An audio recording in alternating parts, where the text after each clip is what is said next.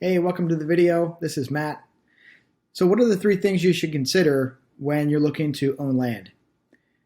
One of the most important things that I think you should think about is understanding your reasons for wanting to buy land in the first place. I talk to a lot of potential investors in land that want to buy land for family, or they want to own land for long-term investment, or they want to buy for just recreational use on the weekend, camping. Whatever the reason is, you want to consider these things and understand for yourself what's the main reason why you thought about land. Is it to build someday? Is it just to have something in your name, just to have an investment in your name?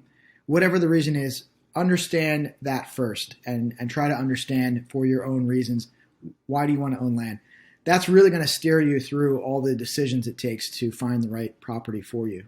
So that's kind of number one, is to ask yourself, what's the main reason for you considering owning land? With that information, you can look at what I think is the most important thing next to that question. The next most important thing is look at the zoning of the property that you're considering. The zoning is basically a way for the county to tell you what you can do with that land.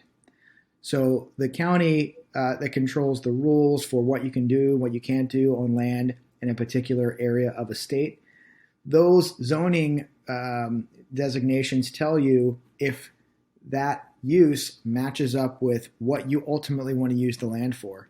So if you're looking to build someday, you probably want to get land that's zoned for potentially building. Maybe it's zoned residential, or maybe it's zoned agricultural residential. And so it's important to understand reasons why you're looking, number one, and two, does that match up generally with the reason or what the county is designating the zoning? The zoning match up with that.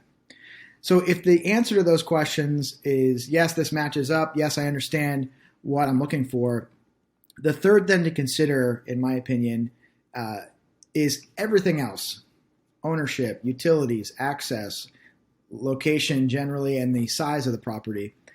Those are, to me, all of the details. So the details would be the good third thing to consider here, is to look a little bit deeper. What I usually suggest, if somebody has found a property that they like, it aligns with what they're looking for, the zoning matches up, then at that point you want to ask questions. You want to discuss with the person who's selling you the land, whoever's trying to help you get involved or help you acquire this land. You want to ask them all the questions you can, and you want to call the county. You want to call the county planning department. The planning department will help you understand what you can potentially do with the property. You want to call the code enforcement department and try to understand, like, can I have livestock on my property, things like that. So there's a few places you should call in the county. You might want to consider calling the assessor's office. They'll tell you to verify who owns the property. That's really important, to make sure you can verify. I mean, you want to trust the person you're talking to, but also verify. So this third category, I would consider the details. You really want to jump in and ask all the questions, ask about potential uses, make sure it still aligns with what you want to use this land for long term. And maybe just put your mind at ease by addressing all these areas of concern and calling the county, talking to the person who's selling you the land. Maybe they don't know everything about that specific lot. That's okay. If you call the county, they can fill in some of the information as well. And those are the three things. Just understand why you're looking, understand what success looks like for you in owning land. Think about the zoning of that property. Does it align with the reasons for you owning land? Yes. And then from there, you want to dig in on all those details. If you really need power for that property, okay, is this near power? How long would it take to get the power plugged in? You want to call the county. You want to call the assessor. You want to call the planning department. Ask them questions. You'll find that they'll tell you what the rules are, but they may not give you new ideas on how to get there. So you kind of have to ask your own questions. A lot of times when you're owning land, you're going to have to be the person who makes the decisions, which means you're going to have to kind of decide what trade-offs you're willing to accept for buying land. and or maybe you're not in a hurry, you just want to see what's out there. That's totally fine too.